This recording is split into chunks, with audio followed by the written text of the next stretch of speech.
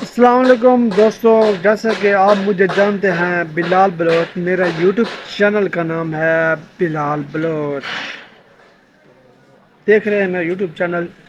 जिसने अभी हाल तक मेरे चैनल को सब्सक्राइब नहीं मारा, जल्दी जल्दी मेरे मारो मेरे चैनल को सब्सक्राइब। आज द मजेदार विला करने स्टार्ट कर जाए।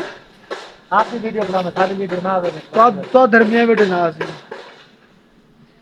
तो कल ना परसों परसों मैं वीडियो बनाई आई तो मैं दिखाई शादी हाल में फंक्शन आई। कल छुट्टी आई तो कल मैं वीडियो नहीं बना सका।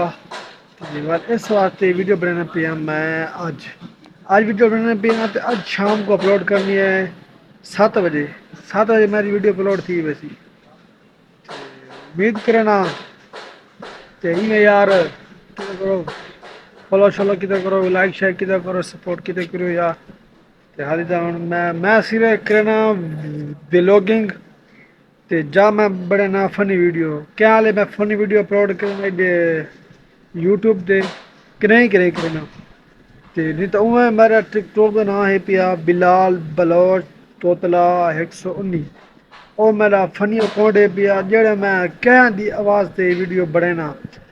ਮੈਂ ਆਪਦੀ ਆਵਾਜ਼ ਵੀਡੀਓ ਕਹਿੰਦੇ ਬਣਾਉਂਦਾ ਕਿਉਂ ਕਹਿੰਦੇ ਬਣਾਉਂਦਾ ਕਿਉਂਕਿ ਮੈਂ ਇੱਕ ਦੋ ਬੰਦੇ ਰੱਖਿਆ ਉਹਨਾਂ ਆ ਕੇ ਇੱਕ ਵੀਡੀਓ ਨਾ ਬਣਾ। आपकी आवाज़ वीडियो न बना क्यों ना बना।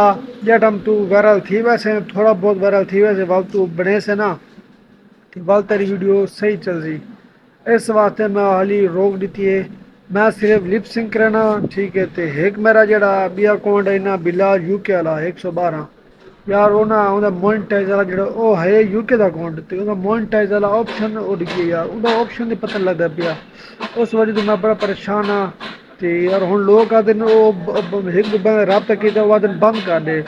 ਜੇ ਮੈਂ ਉਹ ਬੰਦ ਕਰਾਂ ਵਾ ਮੇਰੇ ਵਾਸਤੇ ਬਹੁਤ ਹੀ ਮੁਸ਼ਕਿਲ ਕੰਮ ਬਣ ਵੇ ਸੀ ਕਿਉਂ वल के शुरू तो वल कम शुरू करना पसी वल पूरा महीना वल महीना 1.5 महीना वल लाग वैसे को ग्रो करें ओ मेरा अकाउंट सही चलता पी दुआ करो मेरा अकाउंट सेट थी वे यार। मैं बहुत परेशान हाँ, बड़ी मेहनत की थी मैं उस ते उम्मीद करना तो मेरी वीडियो अच्छी लगी है चैनल को सब्सक्राइब कराए लाइक कराए ठीक है। बाकी दुआ करो यार मेरा अकाउंट सेट थी मैंने बाकी लागे ठीक गया मिल जाए नेक्स्ट ब्लॉग के नाल।